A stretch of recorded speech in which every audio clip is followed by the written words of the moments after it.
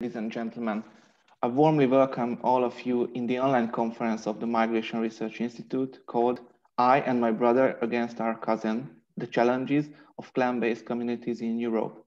I am Sub-Saharan, Deputy Director of the Institute, and I will moderate today's event. This brief online conference touches upon an interesting and current topic in contemporary migration, which we will discuss with genuine experts.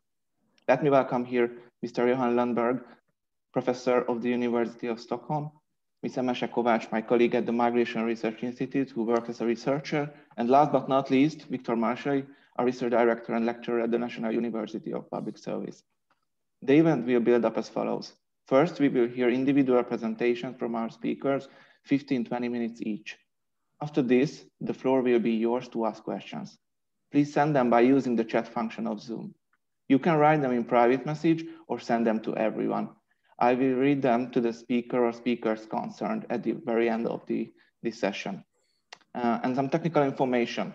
I kindly ask all of you to keep yourself muted and your cameras turned off for the whole event. This event will be recorded, to which you consent by attending. Now, I wouldn't grab any more time, so I would pass the floor to Mr. Lundberg. Mr. Please deliver your presentation. Thank you very much. Yes. 6 months ago, in the beginning of September last year, the Swedish Deputy National Police Chief Mats Löfving was interviewed in Swedish Public Service Radio. There he informed about the current criminal situation, and namely about the fact that there are at least 40 criminal clans in Sweden. These clans are, according to the Deputy Chief of Police, regarded as threat to the system. The interview gave rise to strong reactions in the media. Clan cultures seem to be a new phenomenon. A few days after the radio interview, 2 professors of political science published an article in Sweden's largest daily newspaper. They criticized Swedish migration research for neglecting the issue of clans for several decades. During the last 7 years, the professors pointed out, more than 200 doctoral dissertations, books, reports, and articles had been published in the field of migration research, but nothing about clans. One reason for this obvious shortcoming was, according to the 2 professors, that this field of research had become ideological and political. I will later on in this lecture return to the reasons for this academics' disinterest in clans.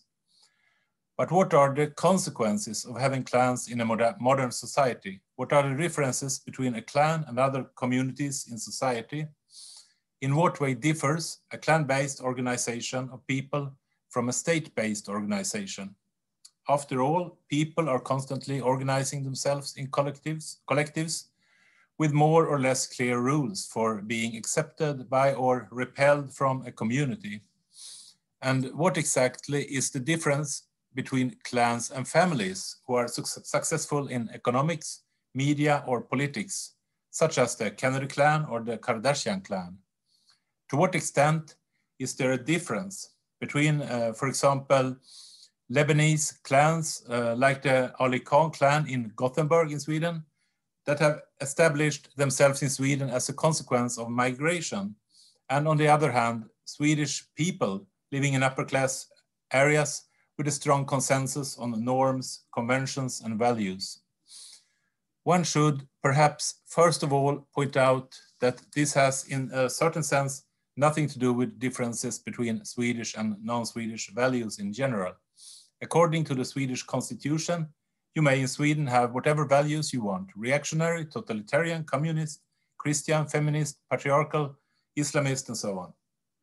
However, whatever values you have to follow Swedish law. And it is in this respect that the criminal clans and family-based networks are problematic. What distinguishes the clan is namely a legal system that is fundamentally contrary to Swedish law. In communities organized around the clan, people are defined on the basis of collective belonging instead of as individuals. In a modern state governed by the rule of law, a person who commits a crime against another person is individually liable. If I am run over by a person driving a car when I'm on a bicycle, the person driving the car is held liable. If the person driving the car cannot atone for the crime or replace my damaged bicycle, I or my relatives do not seek out the driver's relatives to find a solution. They are not considered as having anything to do with the matter. The state-based form of organization that has characterized the Western world since at least the Enlightenment is based on wholly different principles than a clan-based society, namely on the idea of equality before the law, and that justice is administered as objectively as possible. The ultimate result of this legal practice includes the idea that a person's origin and gender should not be adduced as support for their credibility or lack of credibility. Those judged are primarily individuals rather than being regarded as cousins or offspring. And this is an important cornerstone of Western democracy. From the perspective of the clan, the core of the law system is the family or the extended family or the fictive family. And the function of the law is to regulate the relation between the clan's losses and the clan's compensations for these losses. Why then have clans been neglected in Sweden? One likely answer is that we, because of our unique history, take the state for granted as something quite natural and almost universal. But the idea of the modern state rests on principles that gained acceptance relatively late in human history. In the second half of the 18th century, in Sweden, the transition from clan to state probably took place gradually from the 14th to the 17th century. In Sweden, then, we have assumed in a cultural chauvinistic way that people coming to our country today do not differ greatly from us in this respect. For us in Sweden, it is seen as unbelievable that in many countries in the Middle East, North Africa, and the Balkans, the process from clan to state never started or only partially took place. But there are other, even more ideological reasons. At least since the 1970s, it has been more or less politically taboo among Swedish academics to discuss the challenges that the Western state in general face as a consequence of the extensive migration during recent decades. The Swedish immigration during the last 20 years has largely consisted of people from societies established around clans and with extremely weak and fragile state structures. In other words, from countries of a fundamentally different, direct opposite character than the Swedish culture. It is significant that when I, together with the Swedish journalist Per Brinkemo, edited an anthology in 2017 about clans, we were depicted in the Swedish daily tabloid Aftonbladet as racists and right-wing extremists due to our tendency to discuss cultural differences with respect to the clan issue. To understand how this situation arose, it is also necessary to consider the way in which Swedish research in humanities and social or political science has evolved during the last decades. What I show in my recent book, When Postmodernism Reached Sweden, published last year, is to what extent contemporary humanities and social or political science in Sweden has been influenced by a number of thinkers in a tradition dating back to the writings of Jacques Lacan and Michel Foucault in the late 1960s.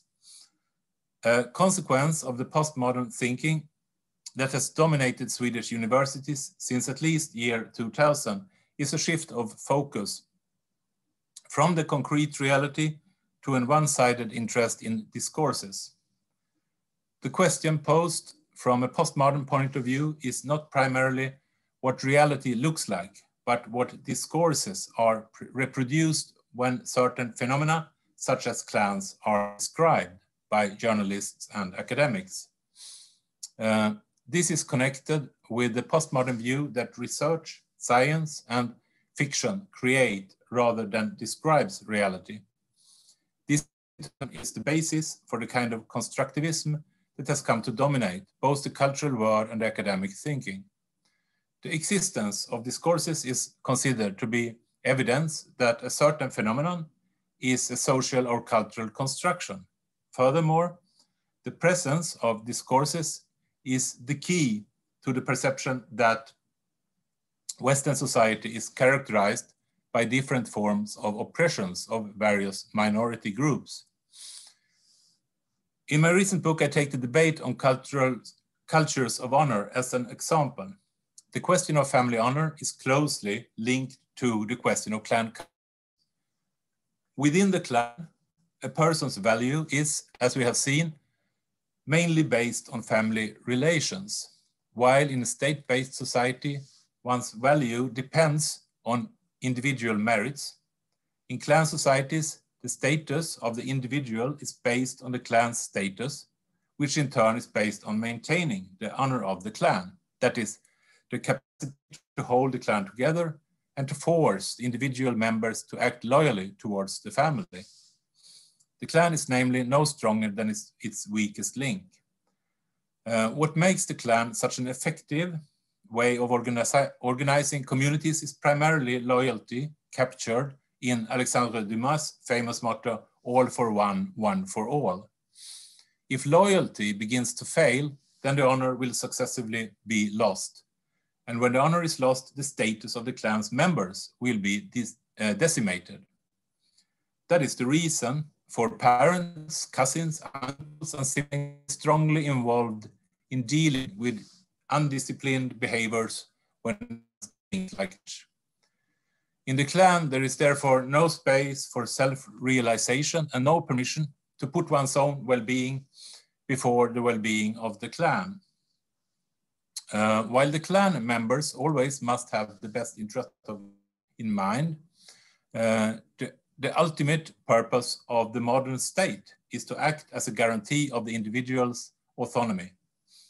It is not until the latter happens that the question of sexual liberation can become relevant.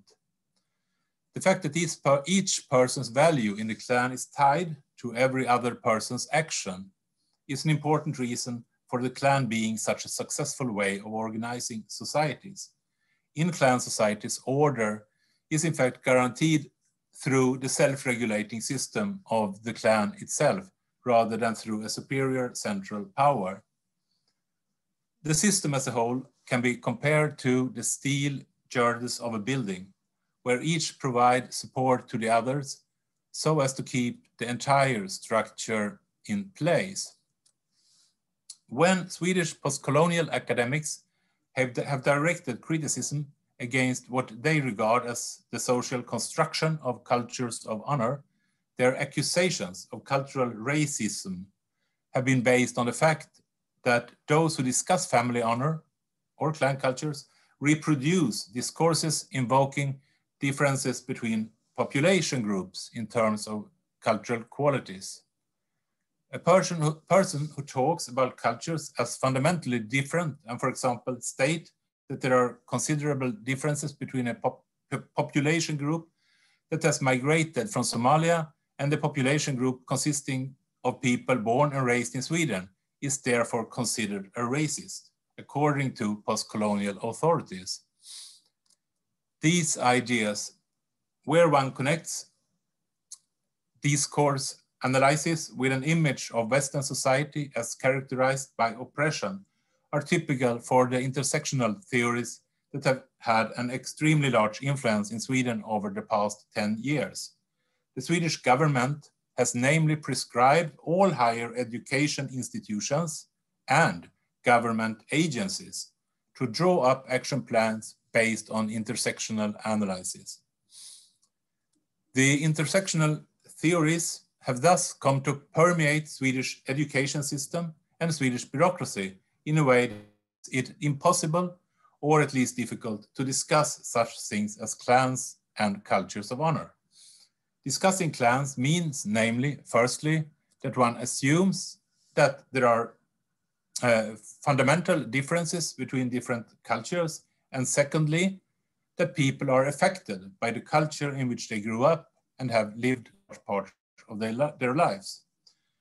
To say that there are cultural differences has for many years dismissed as leading to Nazism. And I'm not kidding about this. And it should perhaps also be clarified that the views dismissed in this way, these views do not stipulate that people are predisposed to act in a certain way because they are derived from a certain culture. In both the debates about clans and about family honor, man is regarded as formable and capable to change. And another circumstance that has made it difficult to deal with the issue of clans is that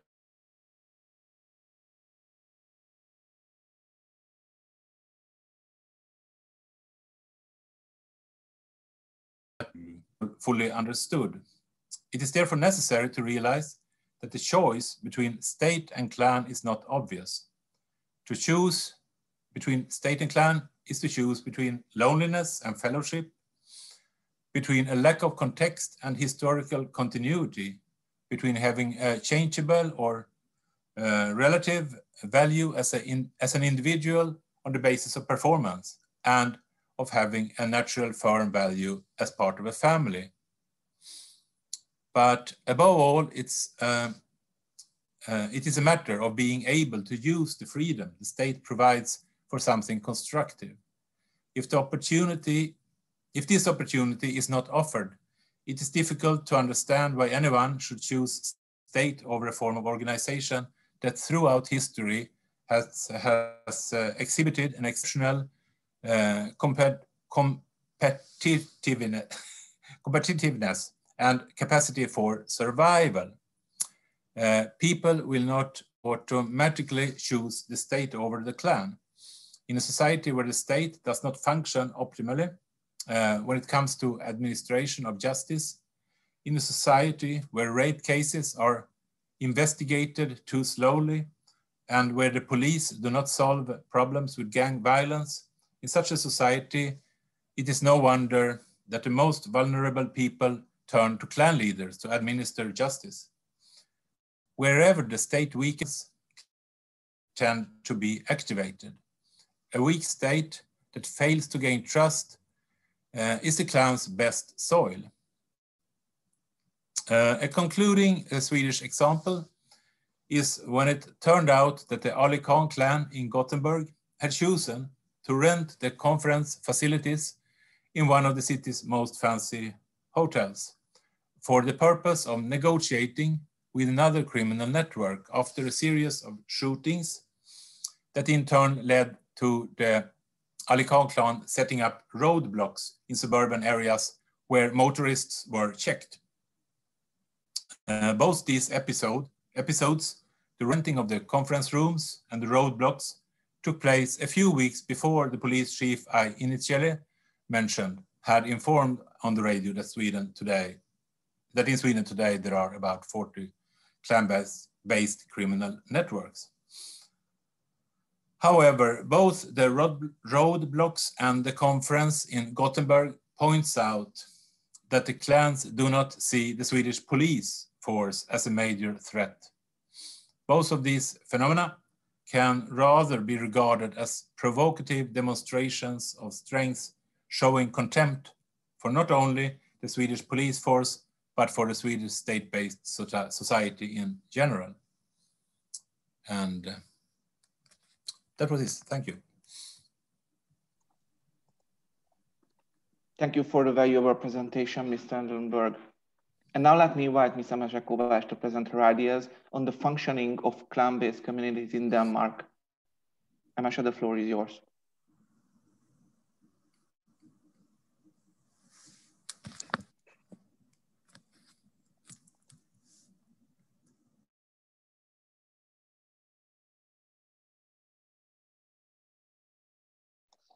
Please unmute yourself, Emese, please, so we can hear you. Oh, sorry, excuse me. So thank you for the opportunity. I will talk today about clan culture, paralyzed society in ghettos in Denmark. I would like to point out how these three concepts correlate and where they are different and where do they overlap. And the next part, or the second part of my presentation, I would like to discuss or present the different initiatives of the Danish government that they took to tackle the problems that arise from paralyzed societies and the clan culture in Denmark. As Professor Lundberg explained, that these immigrants and refugees who come to Scandinavia and to whole Europe, they come from clan-based societies where the states are either not existent, like in Somalia, or one cannot trust the state and the leaders or the representatives of the state, such as in Iraq and in, for example, Syria. So these immigrants come with a clan-structured idea or the worldview, which is based on a collective view where you can only trust your family and which is your most important social asset in your life. And then they come to a very well-developed welfare state, which has been taken over a lot of the family's functions. We say that they regulate people's life from cradle to grave. So there is a really huge difference between the immigrant cultural background and their social structure and the Danish or Swedish or Norwegian state. And during the integration process, the host country, given Denmark in our case, expect the immigrants to move from this clan-based culture, from this collectivist viewpoint to an individualist worldview and to be a law-abiding, tax-paying citizens of the welfare state, which is neither easy nor it is evidential that this progress, this change of mindset of immigrants happen. And that's why we see that many immigrants, they actually don't leave this clan culture behind and don't obey the democratic values, but rather they constitute a parallel society. The parallel society is defined by the Danish government as physically, mentally isolated, follows in all its own norms and values, and have no significant contact with the Danish society, and nor they desire to become a part of a Danish society. So they actually constitute a pocket of a small society within the big host society. And this is because it's based on individuals or the collective, the community's identity or worldview. It is not something that is that easy to measure, though the Danish government tried to different way to measure how many people could live in the parallel society. One way of measuring it is the Danish citizenship survey, which they do every second year. The last one was 2020, where they evaluated how much the non-Western youth, the youth with non-Western background, how much they accept or they value the democratic values of modern welfare state. And the 16% of these young people aged between 18 and 29, they said that they cannot choose their partner freely. So the value of freedom, of personal freedom, is limited for the youth with immigrant background. 5% of the youth with non-Western background, they cannot choose their education and friends freely. And 3% said that they do not support gender equality. These are one of the basic values of the democratic welfare state. So we can estimate that how much of the youth with the non-Western background in Denmark, how many of them belong to this parallel society. Another analysis that the Danish government made in 2018, they tried to evaluate and estimate at how many immigrants and their descendants belong to this parallel society. They based it on certain criteria that they drew from statistical data. And they came to the conclusion that about 74% of 74,000 people with a non-Western background that belong to this parallel society.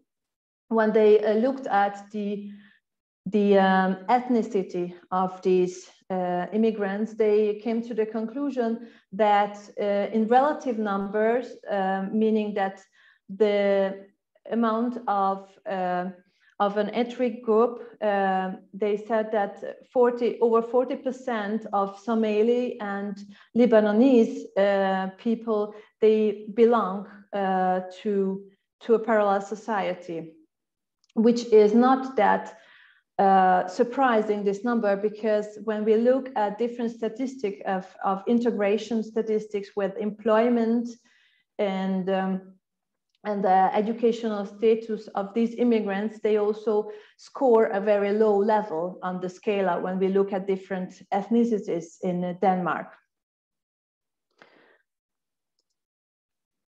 Then we come to the definition of ghettos. And ghettos are very often used terms in Denmark. They are referring to areas, segregated urban areas, where there are social problems and many immigrants are living. They are, we have vulnerable areas, ghettos and hard ghettos, with a different definition each.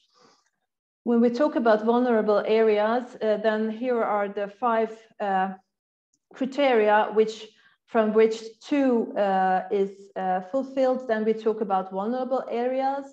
And when 3 criteria from the 5 criteria are fulfilled, and 1 is given with the majority of inhabitants with non-Western background, then we talk about ghettos. And then the hard ghettos are those most segregated areas in Denmark, where these ghettos has been on the ghetto list in Denmark for at least 5 years.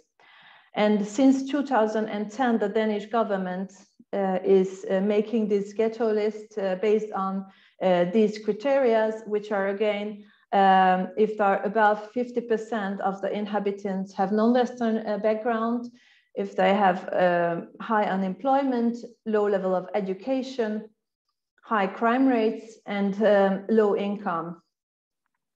The current list of ghettos lists 25 vulnerable areas. Within these 25, there are 13 ghettos and 10 hard ghettos.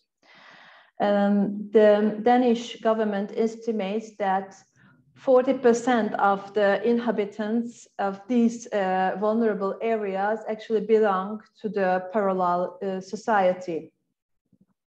So here is the overlap between ghettos and parallel society.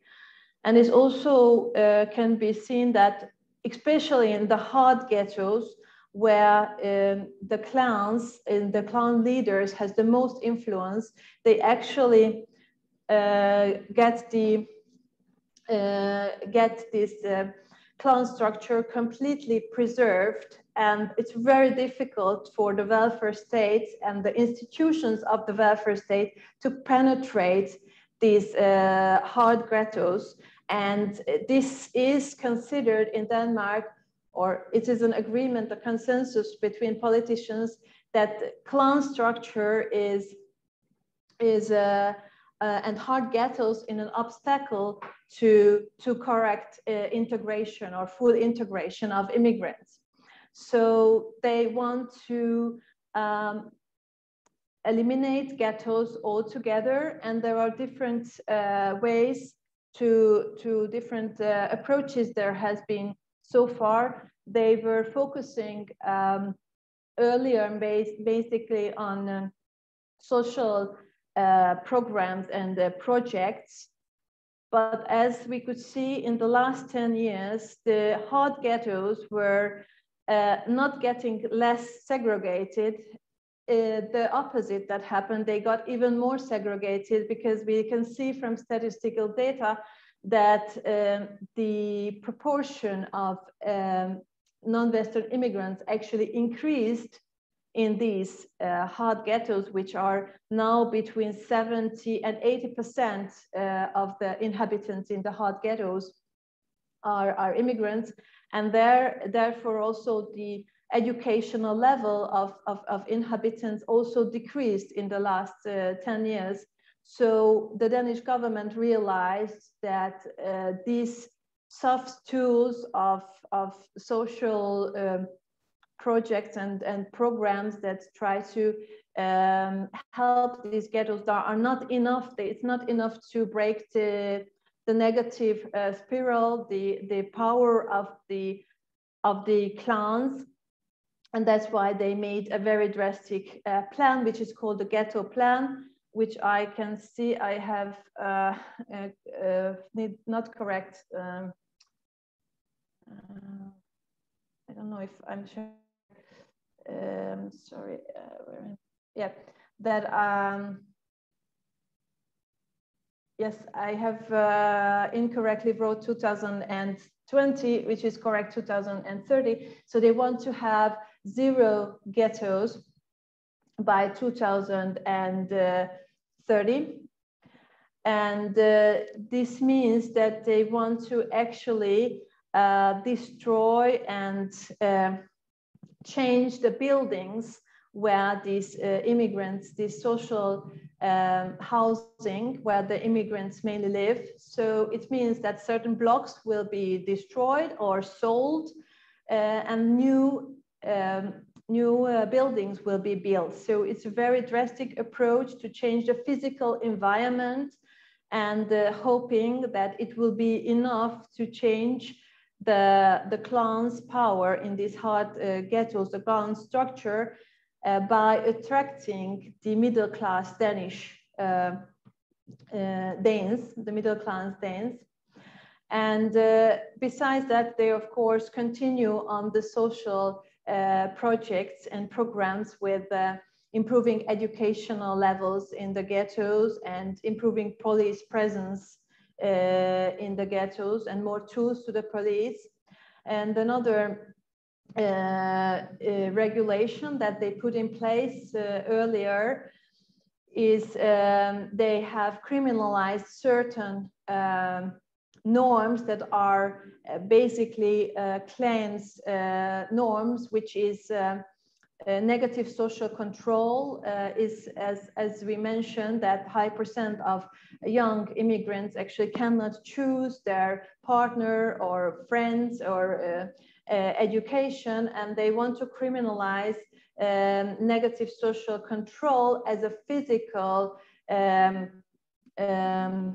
a psychological crime, a psychological pressure on people, and they are currently discussing it in the parliament. They have earlier criminalized so-called re-educational journeys, when families they feel that those who belong to the clans and the clan values, they observe the clan values, that they send back home their children who they think they become too Danes, and they took over the Danish values. So they send these kids back to their home country to get re-educated and get to proper values. And if or when the Danish state is can find this out, it's criminalized with prison. And another big package is the called gang package, which has been many packages during the last 10 years, where they actually raised the sanctions for band-related crimes. And it's worth to mention that the clan-based gangs, the clan-based gangs are very different from the previous gangs that have actually ruled the drug trafficking in Denmark, because they are much stronger, they're much harder to break down as they were the previous gangs. So they try to give the police more tools and try to fight the gangs with regulation. And another, and the last, it's worth to mention that there is a strict immigration policy in Denmark, and they try to, and they have set up a repatriation scheme, which means that those immigrants who came to Denmark and have a legal status, they can actually travel back home with a certain amount of money. So they try to decrease the amount of immigrants, and therefore hoping that some structure will at some break down, and the welfare states will be accepted by also the newcomers. And thank you for the attention.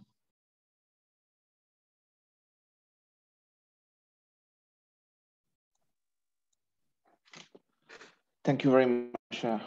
Before I give the floor to my colleague Victor, please let me remind you to send questions addressed to the speakers. I've already received one, but I encourage all of you to send more. And now, as I promised, the floor is yours, Victor, with today's last presentation.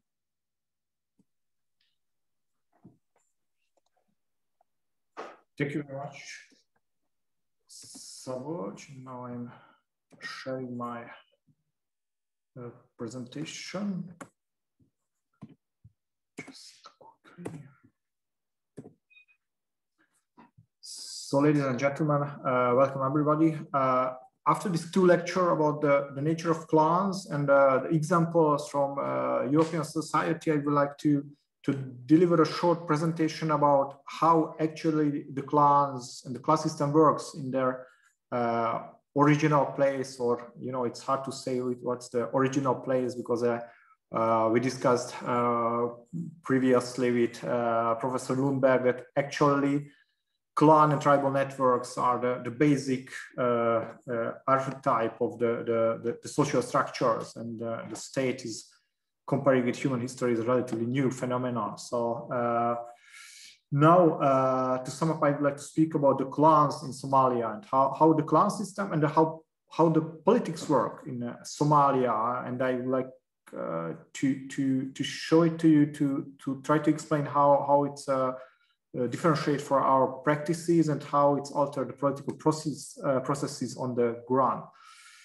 So if we have a look at the Somali clan structure, it's a very, very complex, ever-changing, and sometimes confusing structure. On the left hand side, you can see the big structure of the Somali clan families, which is go back until the Prophet. It's very, very important. You see here the big clan families, the Ramwe, Nawi, Adir, Darod, etc., etc. But it's very important to underline that these are only the big clan families, not the clans, but the clan families. And if we go deeper, we see clans, sub-clans, sub-clans. For example, if you see here the Hawiye, what is the dominant clan family in South Central Somalia and mainly in Mogadishu. In the right-hand side, you see the structure below the Hawiye. You'll see dozens of different clans, sub-clans, and sub-sub-clans, which play important role in the Somali politics.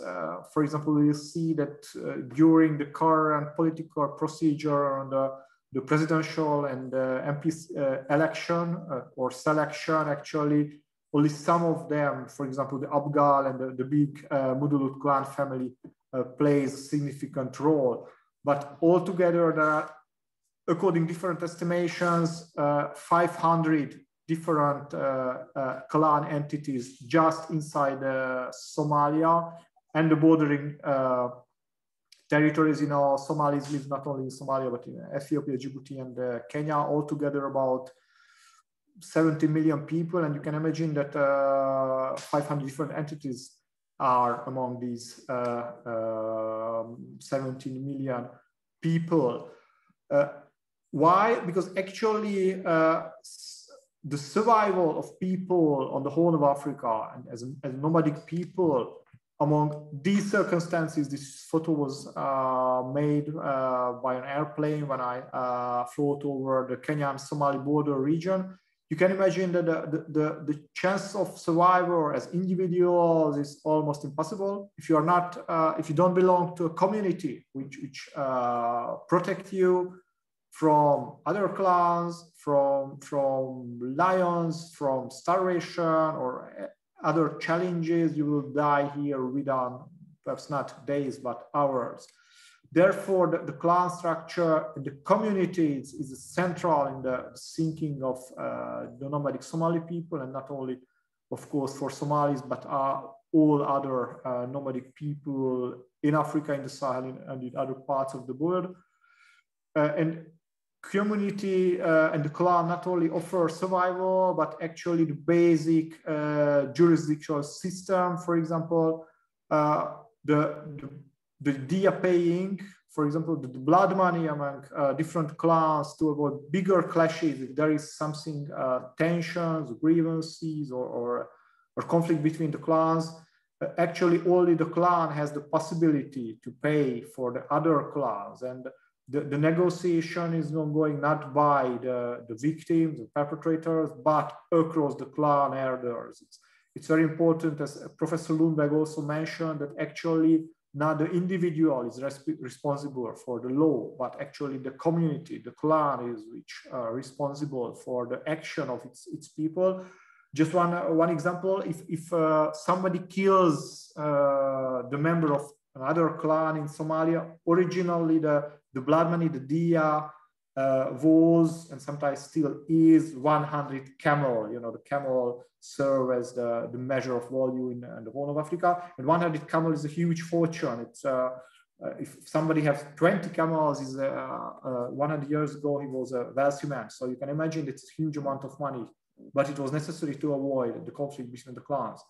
And this tradition, this customary law, Somalis call it here, it's live still in the country. If you are asking Somalis who is living for decades in the cities, wealthy men still confess you that they still have camels in the countryside area with their relatives, because camel is still the symbol of value and wealth among the Somalis. You see, it's the people of the Horn who are actually extremely adaptive. It's very important that we are regularly speaking about the clan networks in Europe, but and the challenges of clan networks. But we have to keep in our mind that, for example, the similar clan networks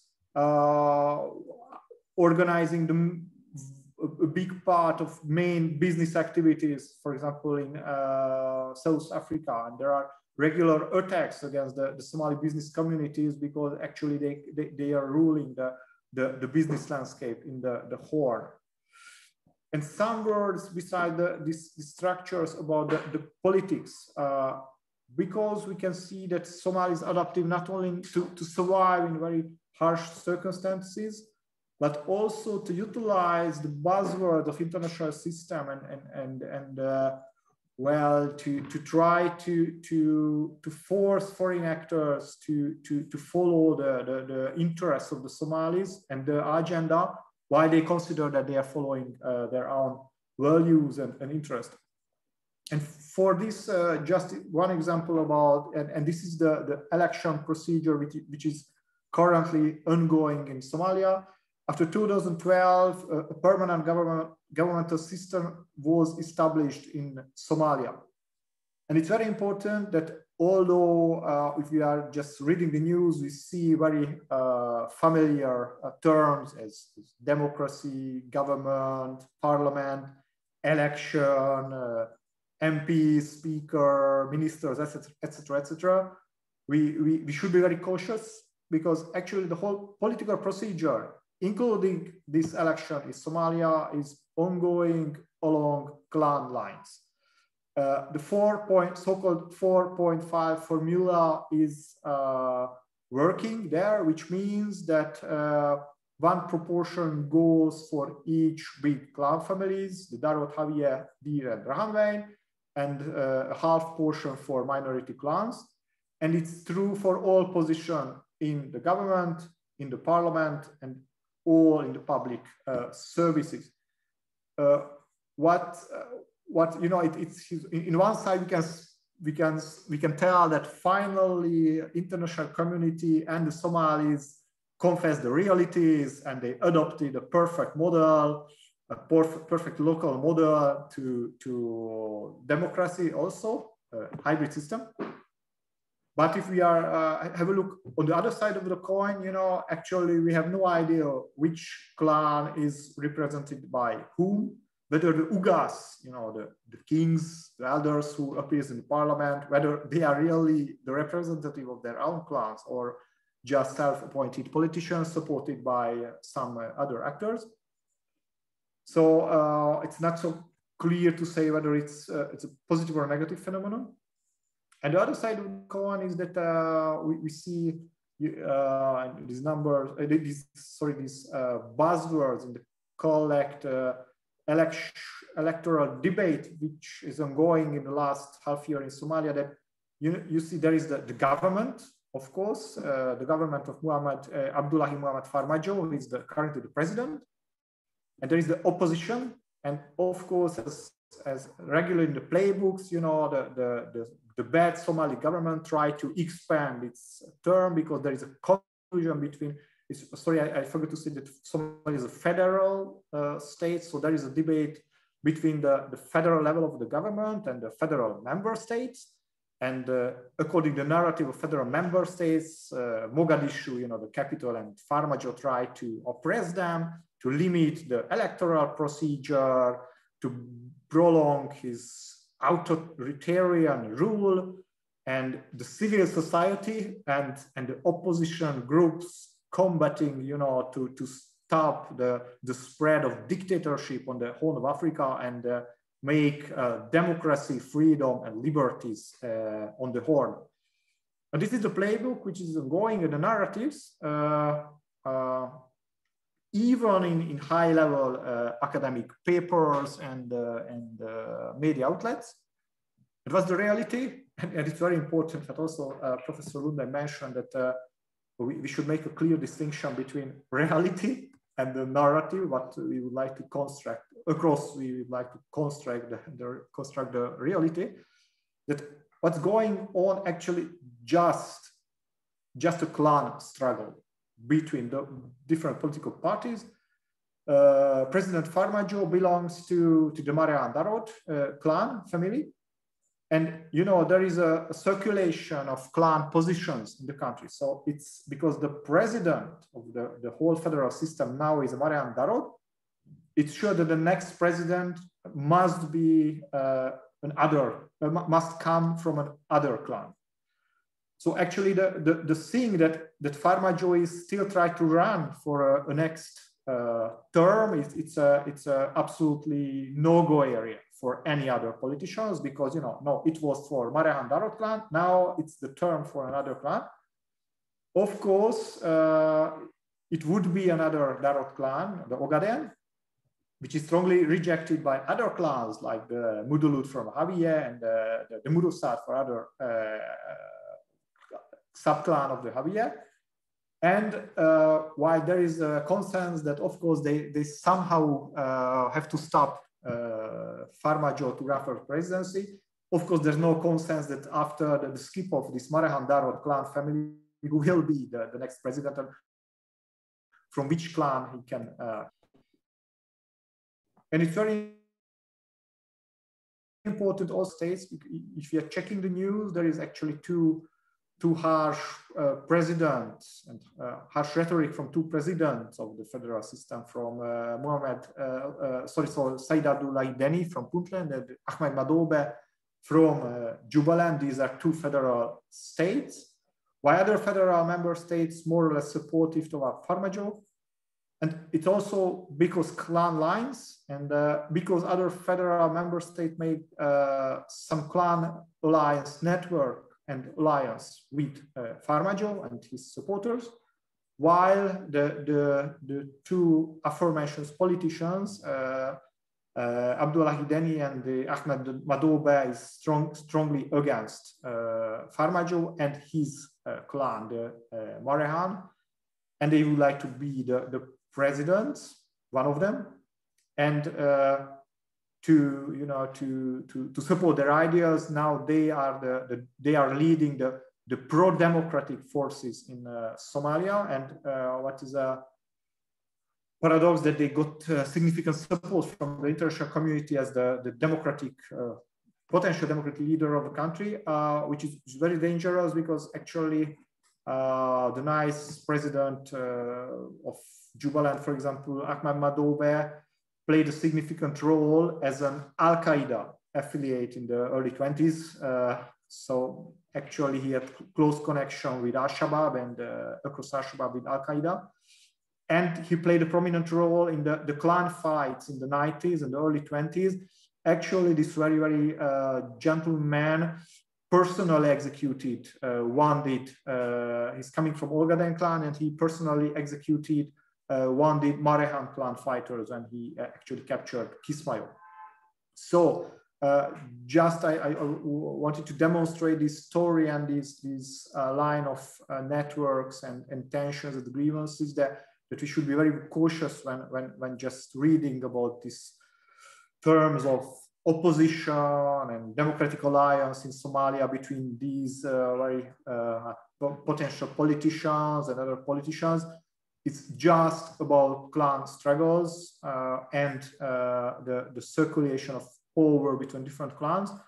And to sum up, because my time is over, that it's very important to see that Somali is bringing not only the thinking about this clan structure and the attitude about clan structure to Europe, but in many occasions we see that they are bringing these grievances.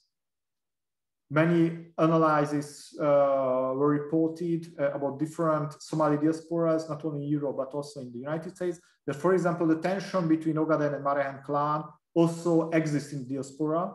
And I personally also made interviews with Somalis in Hungary. And even in Hungary, these grievances are between the different Somali clans. So if somebody is coming from the minority clans, he's actually, or she is neglected by other Somalis who is coming from the noble, prominent clans. So I absolutely agree with Professor Lundberg and Emesha that we have to speak about the issue.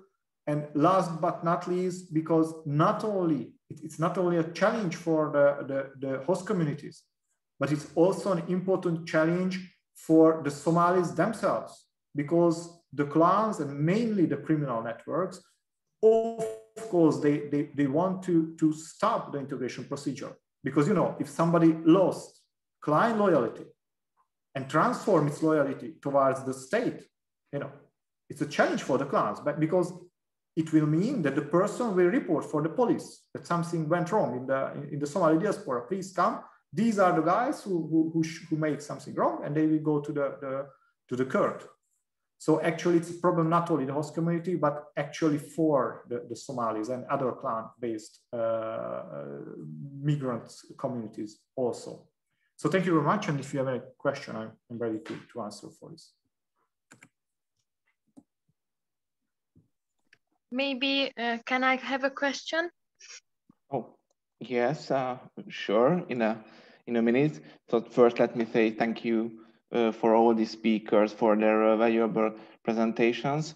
And yes, it's time for the questions now. I received some in writing, but I'll let our dear lady go ahead with her question. I kindly ask you and all the speakers to be very brief and try to take your questions and answer them in a couple of minutes. So the floor is yours with the question. Thank you. Thank you. My name is Veronika Vladar from the Association of International and European Studies, and you talk about the Al-Shabaab and the Al-Qaeda, and I would like to ask that how do you think that terrorism plays a key role in Somalia, or the terrorism can define the politics in Somalia? So that's my question. Thank you.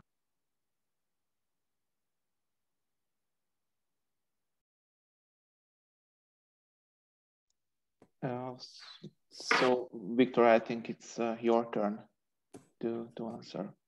Your professor, if you would like to add something. Okay, I will start. And of course, anyone who feels like answering. Oh, it's better with Victor, I think.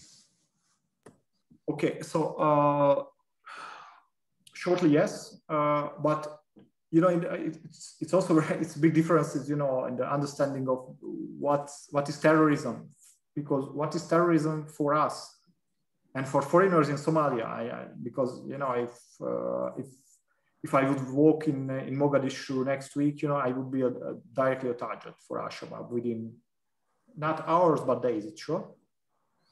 But you know, for many Somalis, Al-Shabaab is just a political organization which representing Somali nationalism, or if not a representative of Somali nationalism, actually it's a company which provides us job and money.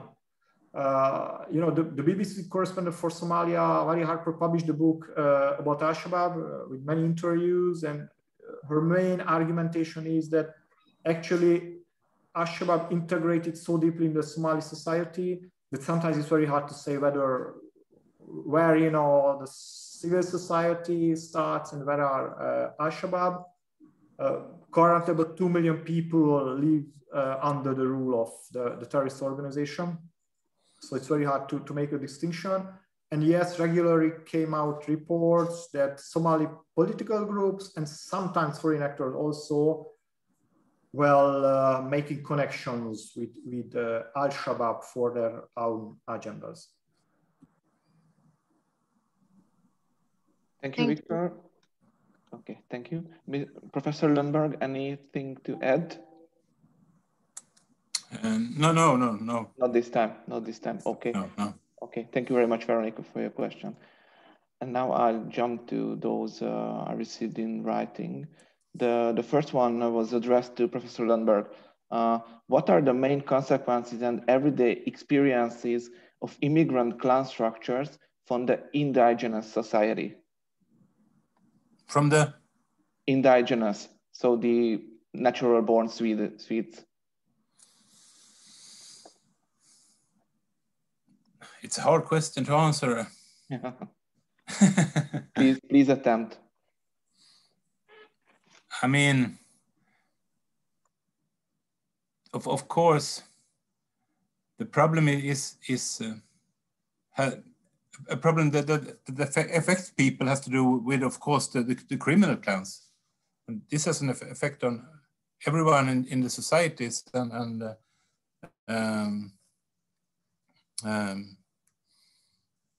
but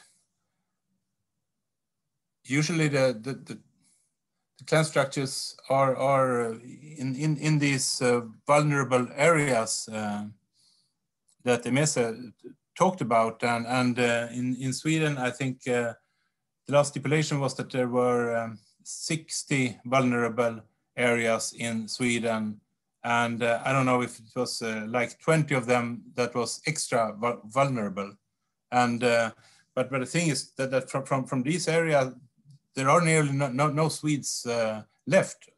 Everyone has moved out, and also migration groups from other countries like Latin America also have moved out from these areas. So they are very much centered around people from the Middle East and North Africa. Okay, thank you very much. I think that's a very satisfying answer. And our last question, I think, for today would be to Emese. Does the restrictive migration policy of Denmark support the country's efforts to fight the clan structures and the parallel society? And if so, how and to what extent?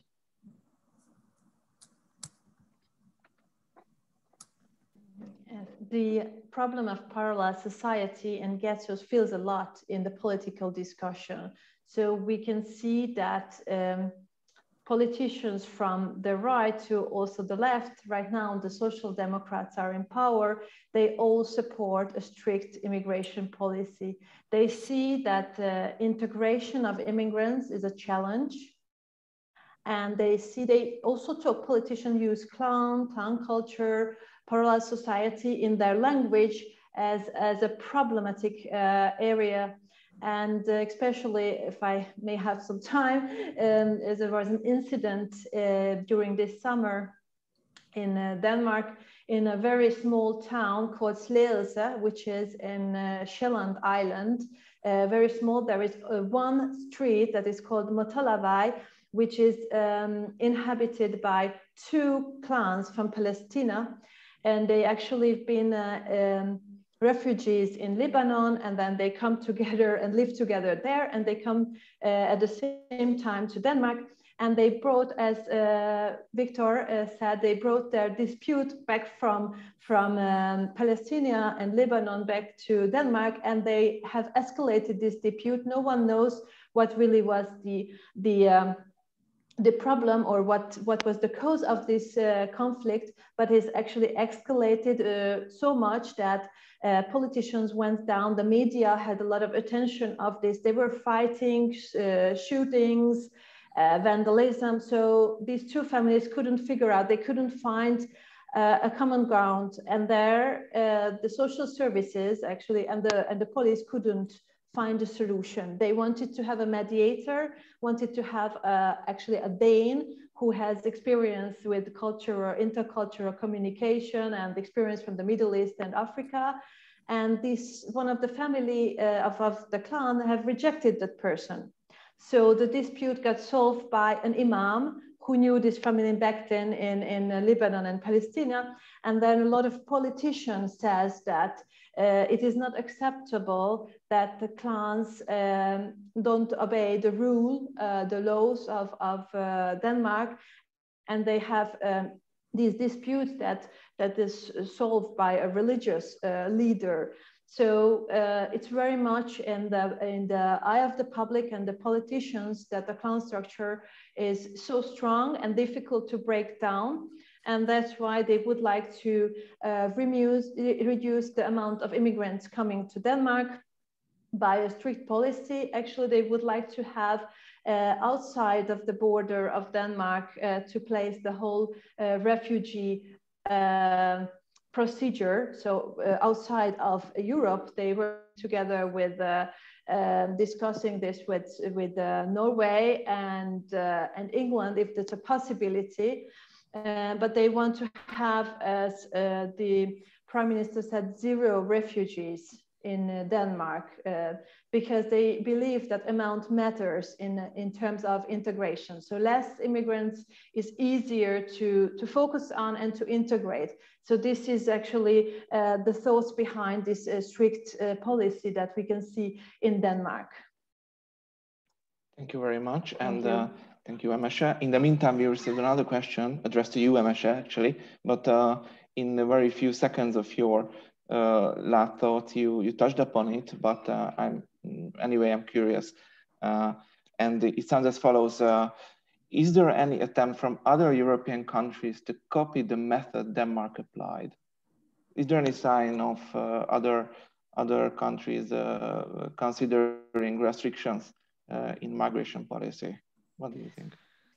As far with, if I may talk about the ghetto plan, as I said, that is very unique. That is internationally very drastic plan to change these areas, these suburban areas, so much that it is very unique to Denmark. So they're very progressive.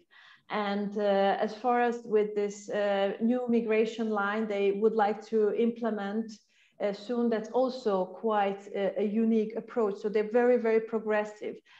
We see that neighboring countries, Norway also would like to restrict the amount of refugees. I don't know how far they are. This is diplomacy, how far they are. I've just read in some Danish governmental newsletter that they actually try to talk with Norway. And as England goes, because it's now outside of EU, there is a possibility opens up that the EU cannot regulate, or it is the fact that the EU cannot decide for the migration policy, for common policy for these countries. And that's why that's why Denmark is trying to move and work together with countries outside of the EU, which can freely decide, of course, within the framework of international conventions that are bounding the countries, but European law does not. So, but to answer in one sentence, that Denmark is very progressive and very, very strict, and the other European countries might follow, but primarily outside of the EU, I would say. Okay, Amesha, thank you very much. I think your answer was very exhaustive. And in the meantime, we cannot end this event. My colleague Victor, who is actually sitting here with me in the same room, got an idea and the question to ask from Professor Lundberg. So I give the floor once again to Victor. Thank you, Professor. Just that now we speak a lot about the challenges of clans, what means it for the host communities.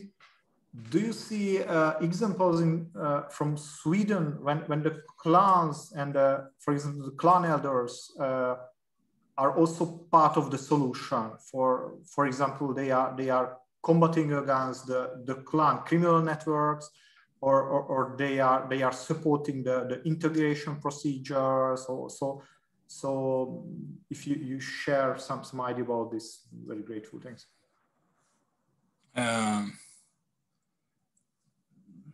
No, I don't know how the integration from clan societies will actually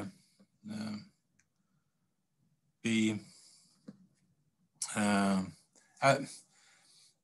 People from clan society have been integrated, of course, but I don't know your experience, but I think in those cases where people have been integrated, it's been partly exceptions, partly, of course, on an individual level. Perhaps it has been a matter of families where from the beginning the connection to a clan has been weak, but for larger groups, I believe that the loyalty to the clan have rather, generally spoken, been an obstacle for integration, and the reason is simple. The authorities didn't have any plan for integration when it came to people from this kind of societies, because the authorities have been uninterested in knowledge about the clan system. So it's a depressing answer. Okay, thank you, Professor. As far as I can see, Victor is more than satisfied with your answer. So thank you very much for sharing your thoughts. But I thought about, for example, in Scotland in the 18th century, the clan system did come to an end at the Battle of Culloden. where the Scottish clans were defeated by the English army. And after that, the Scottish clans ceased to engage in anything other than some kind of external attributes. So it is a possibility, but you must have something to offer from the state.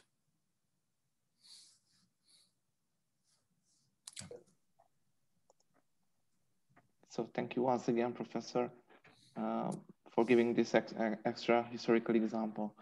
I think now we are finished with the questions and even today's event. So dear speakers, thank you very much for your presentations. I'm quite sure that everyone got something to take away from today's event. And dear audience, thank you for joining our conference and being active with your questions. I hope we will see each other soon in our next online event scheduled for April. And finally, let me wish all of you and your families good health in these challenging times, both personally and on behalf of the Migration Research Institute. Take care of yourself. Ladies and gentlemen, goodbye. Very much.